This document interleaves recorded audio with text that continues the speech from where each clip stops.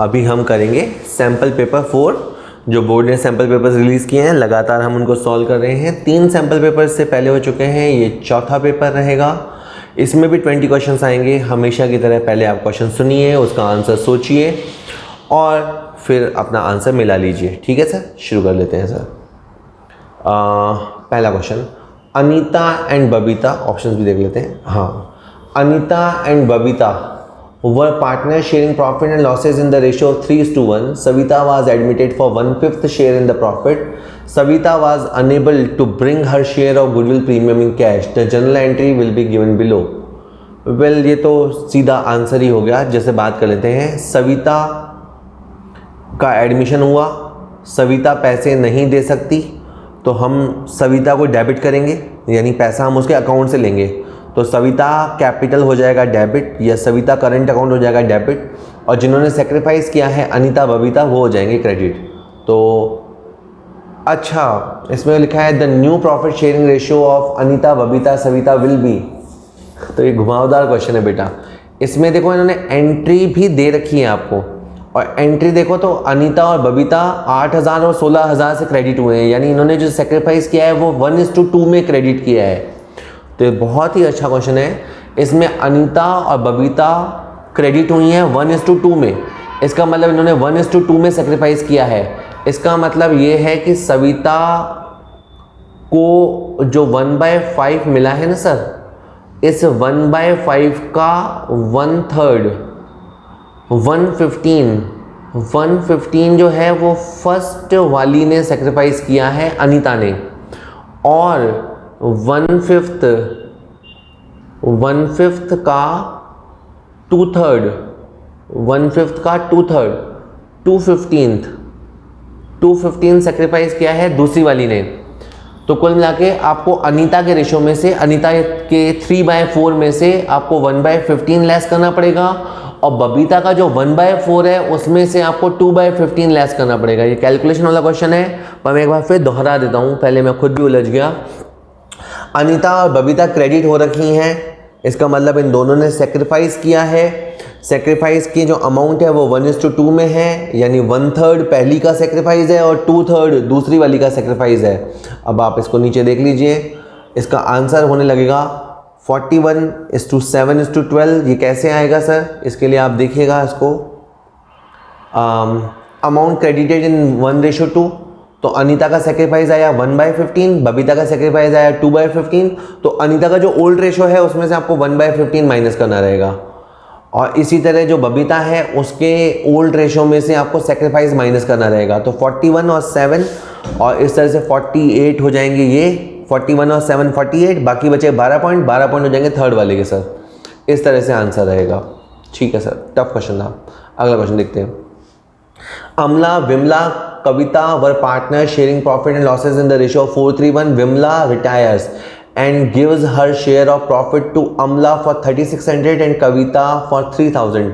The gaining ratio of Amla and Kavita will be. ये तो बड़ा आसान है।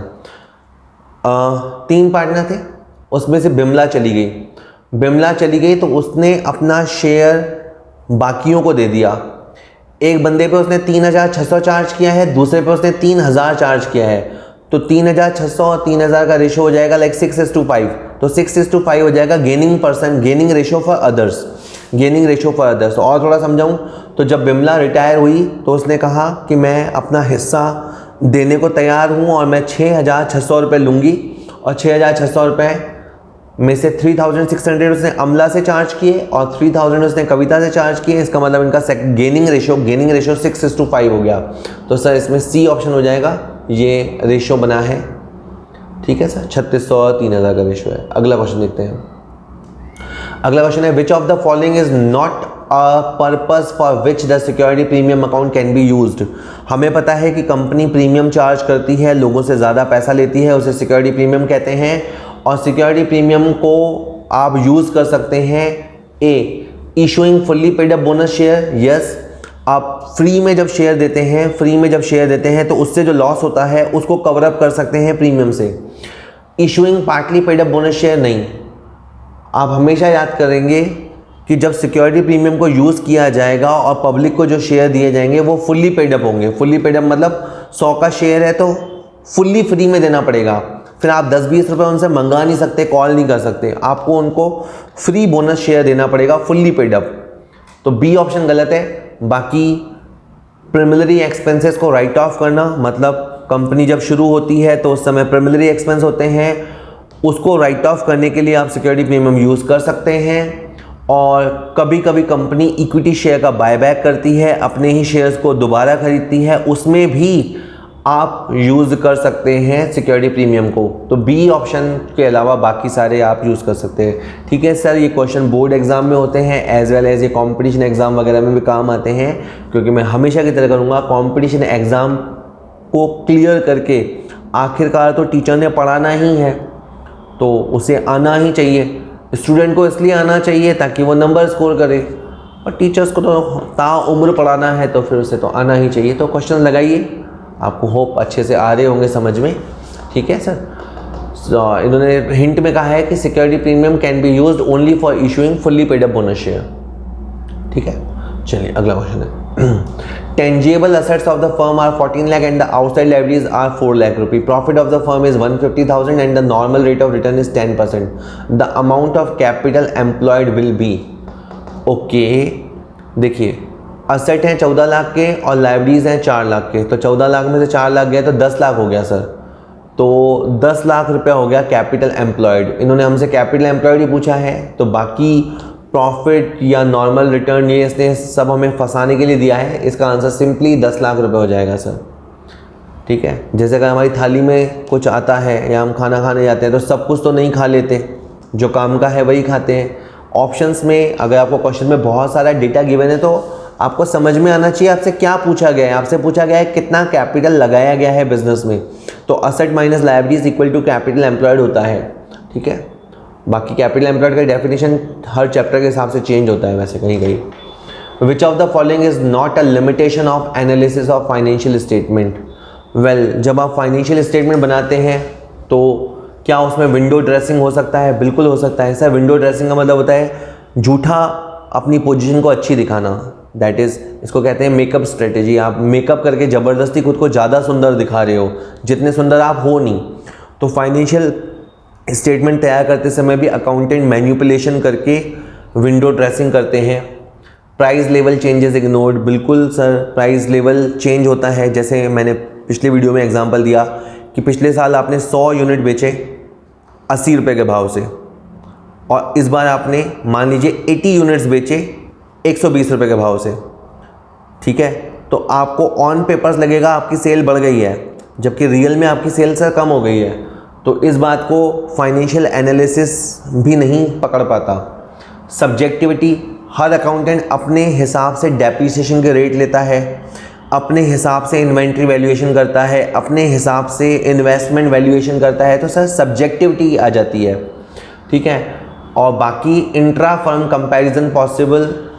एक फर्म अपने लास्ट ईयर को इस साल से कंपेयर कर पाती है, ये इसका एडवांटेज है सर, ये इसका एडवांटेज है। तो इसने पूछा है इसमें से क्या लिमिटेशन नहीं है, तो बिल्कुल डी जो है सर वो लिमिटेशन नहीं है बल्कि वो एडवांटेजेस है। बाकी स्टार्टिंग के जो तीनों हैं वो लिमिटेशंस हैं, फाइनेंशियल स्टेटमेंट के प्रॉब्लम है या उसकी कमियां हैं जहां तक वो नहीं पहुंच पाता। चलिए अगला क्वेश्चन आता है sir, Avya, Divya, Kavya were equal partners, they decided to change the profit sharing ratio into 4:3:2 for the purpose of goodwill of the firm was valued 90,000, the journal entry for treatment of goodwill. Well, इसका simple फंडा ये होता है, कभी भी ratio change होता है तो देखो किसने सेक्रीफाइस किया। भाई जिसका रेशियो कम हो गया उसने तो सेक्रीफाइस किया, और जिसका रेशियो बढ़ गया उसने गेन किया। तो जो सेक्रीफाइस करने वाला पर्सन होता है सर वो क्रेडिट होता है। तो अब आप देखो, जैसे मैं इसका ट्रिक होता है old ratio minus new ratio. तो अगर मैं अव्या की बात बताऊं तो पहले उनका रेशो था ओल्ड था 1/3 और उसका जो न्यू रेशो है सर वो है 4/9। आप इसे कैलकुलेट कर लो। अगर सेक्रीफाइस आता है तो अव्या क्रेडिट होगी, और ठीक है दिव्या का तो बराबर हो गया रेशो, पहले 1/3 था अभी 3/9 है तो उसका बराबर हो गया, और कव्या का रेशियो 2/9 हो गया है। तो तो आप कैलकुलेट कर लेना, उस हिसाब से आ जाएगा, उसमें कोई खास बात नहीं है। आंसर है अव्या टू कव्या। मैं बता सकता हूँ इसमें डेफिनेटली काव्या ने सेक्रीफाइस किया है, उसके रेशो में कमी आई है और अव्या को गेन हुआ है, इसलिए वो डेबिट हुई है। रेशो निकाल के फिर अमाउंट कैलकुलेट करेंगे जैसे इन्होंने बताया है पीछे, देखिए। तो जैसे जो फर्स्ट वाली पर्सन है उसको 1/9 का गेन हुआ है, तो इस क्वेश्चन में गुडविल थी सर 90,000 की, तो आप इससे अप्लाई करेंगे ना सर तो 10,000 की एंट्री इसलिए आई है। तो आप प्रीवियस स्लाइड में देखिए सर 10,000 रुपया से एंट्री है, वो इसी वजह से एंट्री 90,000 से नहीं होगी। चलिए सर, वेल अगला क्वेश्चन है, Disha and Abha were partners in a firm. Farad was admitted as a new partner for 1/5 share in the profits of the firm. Farad brought proportionate capital. Capital of Disha and Abha after all adjustment was 64 and 46. Capital brought by Farad will be. Okay, देखिए अगर हम दिशा की capital देखें तो वो है 64 और आभा की कैपिटल देखें तो ये है 46। ये कुल कैपिटल हो गई 110, लेकिन ये टोटल कैपिटल नहीं है क्योंकि जो नया है, नए का रेशो है 1/5, तो जो पुराने हैं उनका रेशो हुआ 4/5। तो ये जो आप फिगर देख रहे हैं ना 110, ये फुल को रिप्रेजेंट नहीं करता। This does not indicate the full capital. Full capital के लिए आपको 5/4 करना पड़ेगा, ठीक है।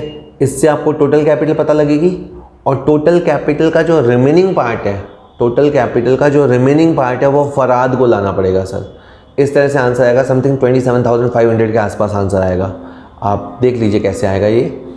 देखिए जो ओल्ड पार्टनर्स हैं उनकी कैपिटल ले लो 110, नए वाले का रेशो अलग कर लो 1/5, नए को अलग करोगे तो पुरानों का रेशो आ जाएगा 4/5 और 4/5 का रेसिप्रोकल यानी उल्टा करोगे तो आपकी टोटल कैपिटल आएगी 137,500।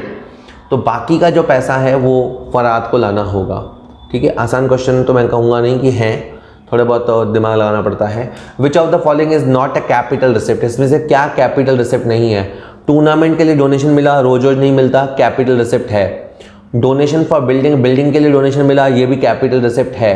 Life membership fees once in a life मिलती है, हर साल नहीं मिलता, सबसे नहीं मिलता, ये भी कैपिटल रिसिप्ट है। और जो एंट्रेंस फीस है वो आपकी रेवेन्यू रिसिप्ट है। तो सर जो डी वाला ऑप्शन है वो रेवेन्यू रिसिप्ट है और इस क्वेश्चन के हिसाब से डी ही आंसर है, क्योंकि बाकी तीनों तो कैपिटल रिसिप्ट्स हैं और इसने हमसे पूछा था कौन सी कैपिटल रिसिप्ट नहीं है, तो सर डी इसका आंसर होगा सर। वैसे बताया गया है कि एंट्रेंस फीस और admission fees is the amount that a person page at the time of becoming a member of NPO. जब कोई बंदा एनपीओ ज्वाइन करता है तो वो पैसा देता है। Every year new members joins to the firm, हर साल नए लोग आते ही रहते हैं। So it is in recurring in nature, ऐसा फिगर हमें बार बार मिलता रहता है और it is a revenue receipt, therefore we account it as an income and credit it to the income and expenditure account। ठीक है, सही है, ये आइटम इनकम की तरह मानी जाती है। चलिए अगला क्वेश्चन आता है sir. Saurabh, Shirin and Somesh are partners in a firm sharing profit and losses in the ratio of 3:1। Somesh retires and the new profit sharing between Saurabh and Shirin is 3:2। The gaining ratio, well gaining ratio के लिए आपको new minus old करना पड़ेगा। ये तो बड़ा आसान question है। 3 पार्टनर में से एक चला गया, नया रेशो जैसे सौरभ का नया रेशो है 3/5 और इसका जो पहले रेशो था वो पहले रेशो था 3/6, तो इनका आप गैप निकाल दीजिए, गेन आ जाएगा सर। ऐसे ही अगर मैं शिरीन की बात बताऊं तो शिरीन का न्यू रेशो है 2/5 और पहले शिरीन का रेशो था सर 2/6, तो इसका भी गेन आ जाएगा। तो सर इस तरह से गेन रेशो बड़े आराम से निकलेगा। देख लेते हैं, वैसे तो आसानी है, न्यू रेशो में से ओल्ड रेशो लेस करना है और मैंने बता ही दिया है, आप कर लेना कैलकुलेट, ठीक है सर। अगला क्वेश्चन है sir, Mohit and Rohit were partners in a firm with capital of 80,000 and 40,000 respectively. The firm earned a profit of 30,000 during the year. Well इस क्वेश्चन में कैपिटल दे रखा है लेकिन इनका शेयरिंग रेशो नहीं दे रखा, और अगर शेयरिंग रेशो नहीं दे रखा होता तो इक्वल मान लिया जाता है। तो मोहित का शेयर जो है वो 30,000 में इक्वल आ जाएगा 15,000, ठीक है। कई बार आदमी सोचता है कि रेशो गिवन नहीं है तो कैपिटल का रेशो लगा लो, नहीं सर, अगर पार्टनर्स ने आपस में रेशो तय नहीं किया है या क्वेश्चन में हमें रेशो नहीं दिया हुआ है तो हम इक्वल रेशो अज्यूम करते हैं और मोहित का शेयर इक्वल हो जाएगा, हाफ हो जाएगा 15,000 सर, ठीक है सर। अगला क्वेश्चन आता है sir, Vanya Limited forfeited 20,000 equity share of 100 each for the non-payment of first and final call of 40 per share. The maximum amount of discount at which these shares can be reissued will be. Well, हमने shares forfeit किए, क्यों किए? क्योंकि हमें first call नहीं मिला। इसका ये भी मतलब है कि बाकी का 60 रुपया हमें मिल गया। जितना हमें पुराने होल्डर से मिलता है उतना हम डिस्काउंट में खर्च कर सकते हैं। तो 20,000 शेयर्स पे 60 रुपये के हिसाब से आप इतना सारा डिस्काउंट दे सकते हो सर, 12 लाख रुपए।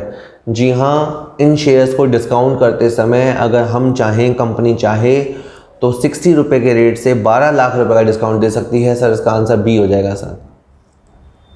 ठीक है, चलिए अगला क्वेश्चन है, विच of the following does not result into reconstitution of firm. देखिए, जब कोई पार्टनर आता है तो फर्म रिकॉन्स्टिट्यूट होती है, कोई जाता है तो रिकॉन्स्टिट्यूट होती है, रेशो चेंज होता है तो रिकॉन्स्टिट्यूट होती है।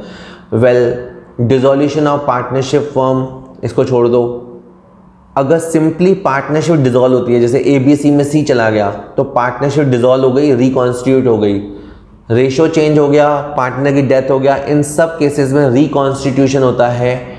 ए वाले केस में रिकॉन्स्टिट्यूशन नहीं होता बल्कि फर्म ही खत्म हो जाती है।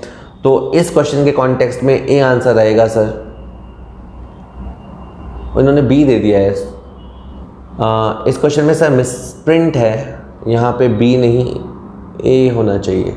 ठीक है सर, चलिए अगला है, Jaipur club has a prize fund of 6 lakh रुपये। It incurs expenses of prizes amounting to 520,000। This expense should be. Well, आपके पास एक फंड है, फंड अकाउंटिंग कहता है कि अगर आपके पास फंड है तो आपको अमाउंट वहीं से खर्च करना है। 6 लाख का फंड है, 520,000 के एक्सपेंडिचर हैं, 60,000 बच जाएगा और लाइबिलिटी साइड में शो होगा। ऑप्शन आर, ये फिगर जो पैसा खर्च है वो इनकम एक्सपेंडिचर में जाएगा, गलत, ए ऑप्शन गलत है। Presented on the asset side कहता है पैसा बच गया, असेट साइड में जाएगा, गलत। Debited to income and expenditure account and presented on the asset side, ये भी गलत। Deducted from the prize fund, हाँ तो ये सही है। आपका जितना अमाउंट स्पेंड हुआ उतना आप प्राइस फंड में से सर डिडक्ट करोगे, माइनस करोगे और शो करोगे सर। इसका डी आंसर होगा। चलिए अगला क्वेश्चन है sir, no debenture redemption reserve is required for debenture issued by. कभी कभी DRR नहीं बनाना पड़ता। वैसे कंपनीज होती हैं, अगर उनको डिवेंचर इशू किए हैं उन्होंने तो उनको DRR बनाना पड़ता है। पर बैंकिंग कंपनीज को इम्यूनिटी है, बैंकिंग कंपनीज को वरदान है कि उन्हें DRR बनाने की ज़रूरत नहीं है।